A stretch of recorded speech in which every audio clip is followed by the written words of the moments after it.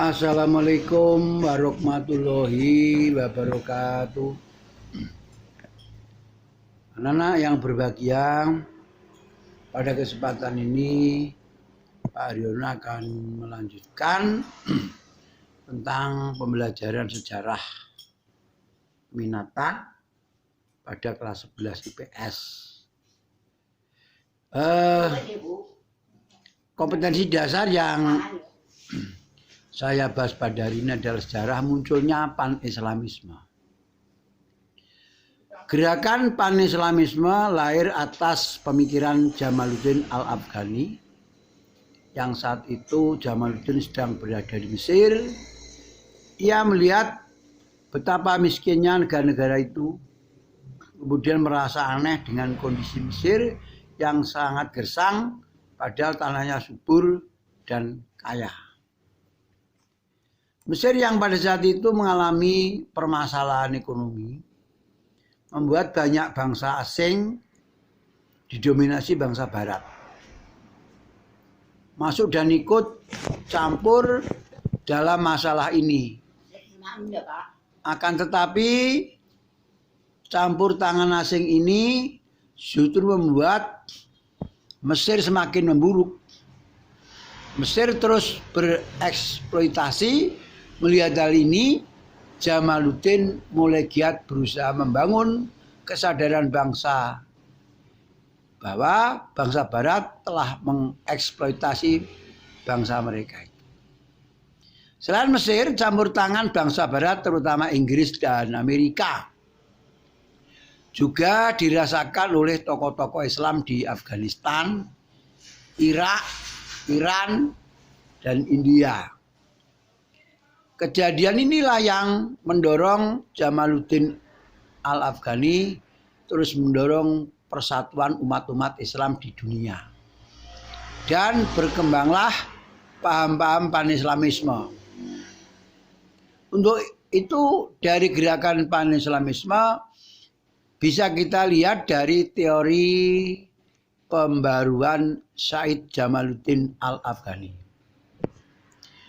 Paham pan-islamisme ini kemudian masuk ke Indonesia pada tahun 1924. Dalam perkembangan paham pan-islamisme berkembang menjadi organisasi politik yang turut berjuang melawan penjajah demi merebut kemerdekaan. Tentunya mereka melakukan melalui jalan ukhuwah Islamiyah. Salah satu organisasi atau partai pertama yang berperan penting dalam gerakan pan-islamisme di Indonesia adalah Serikat Islam. Kalau Serikat Islam melemah, artinya posisi umat Islam di Indonesia pun ikut melemah. Kenapa demikian? Karena Serikat Islam dianggap satu-satunya partai politik bagi orang-orang Islam yang berlatar belakang bidang sosial dan pendidikan. Gerakan pan-islamisme di Indonesia muncul dan berkembang atas dasar gagasan Haji Umar Said Cokroaminoto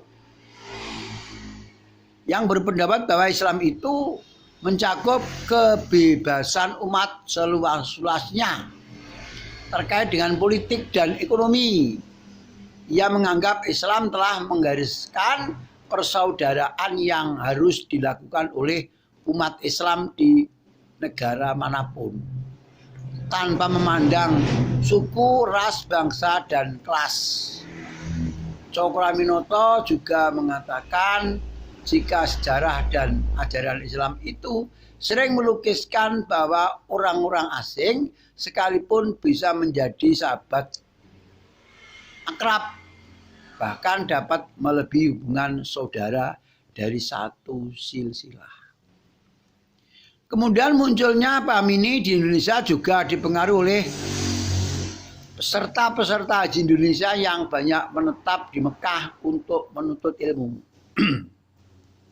Setelah beberapa menetap dan dirasa ilmu yang didapatkan sudah cukup menjadi bekal, banyak ulama asal Indonesia yang dapat berhubungan dengan dunia internasional Islam.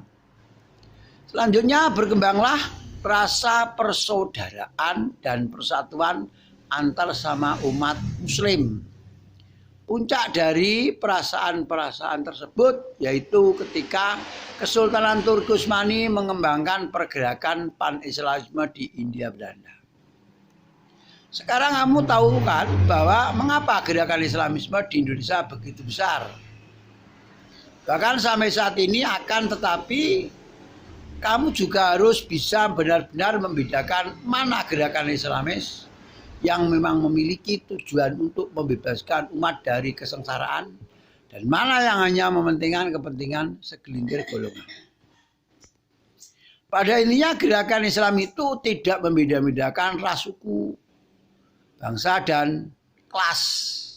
Gerakan Islam yang hangat tetapi juga kuat dalam membebaskan sesama umatnya dari kesengsaraan seperti kemiskinan, penindasan dan juga eksploitasi manusia.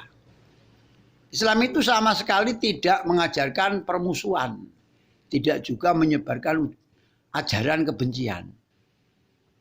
Gerakan Islam di Indonesia sejak itu masih termasuk ke dalam gerakan pan-Islamisme seperti apa yang diceritakan oleh Jamaluddin Al-Afghani. Di gerakan pan-Islamisme itu intinya melindungi, membentuk organisasi negara-negara Islam. Kenapa? Ada urusan campur tangan dengan bangsa-bangsa Barat sehingga sampai timbul imperialisme. Negeri Mesir yang kaya, subur, makmur, rakyatnya menderita kemiskinan. Itulah maka Jamaluddin Al-Afghani punya ide untuk memersatukan seluruh negara-negara Islam untuk bersatu di bawah suatu kendali yang namanya gerakan pan-Islamisme yang pusatnya di Jeddah. Jadi masuk negara-negara Arab Saudi, Mesir, Afghanistan, Pakistan, Yaman, Oman, masuk juga itu Libya yang saat itu Qaddafi yang berperanan itu untuk membentuk suatu organisasi untuk membawa kesejahteraan umat Islam seluruh dunia. Jangan sampai terpengaruh adanya orang-orang Eropa yang mencari kekayaan melulu untuk dibawa ke negerinya.